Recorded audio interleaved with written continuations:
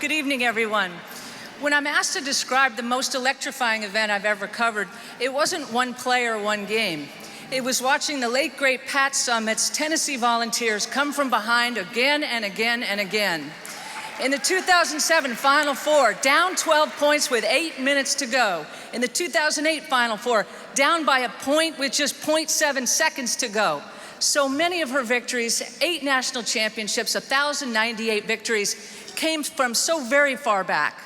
She taught her players how to overcome the steepest deficits both on the court and in their lives. And when she became the first women's basketball coach to make $1 million, she said it's back pay.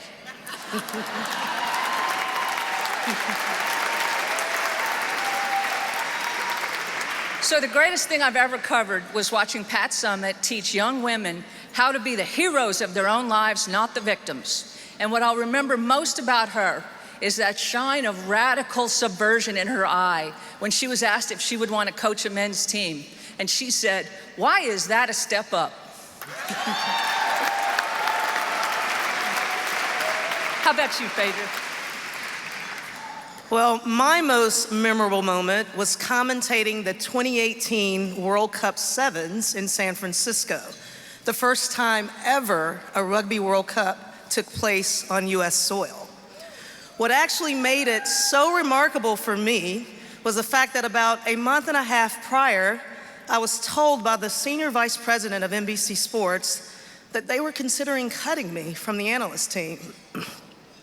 Now, to hear those daunting words felt much like someone punching me in the gut, and I started doubting myself and my worth.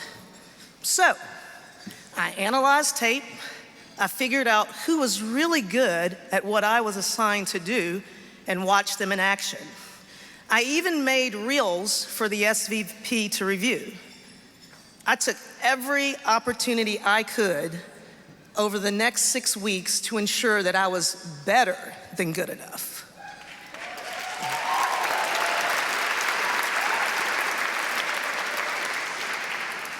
The way that I got there was identical to the plight of an athlete. I had to fight my way there, training day in and day out. And when I nailed it on the broadcast, the victory was all the sweeter.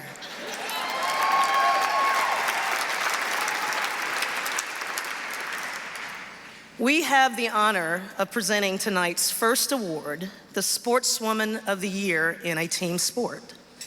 This year's winner is her team's last best defense to ensure victory, and this year in South Korea, she showed that she had what it takes to deliver her team an historic victory.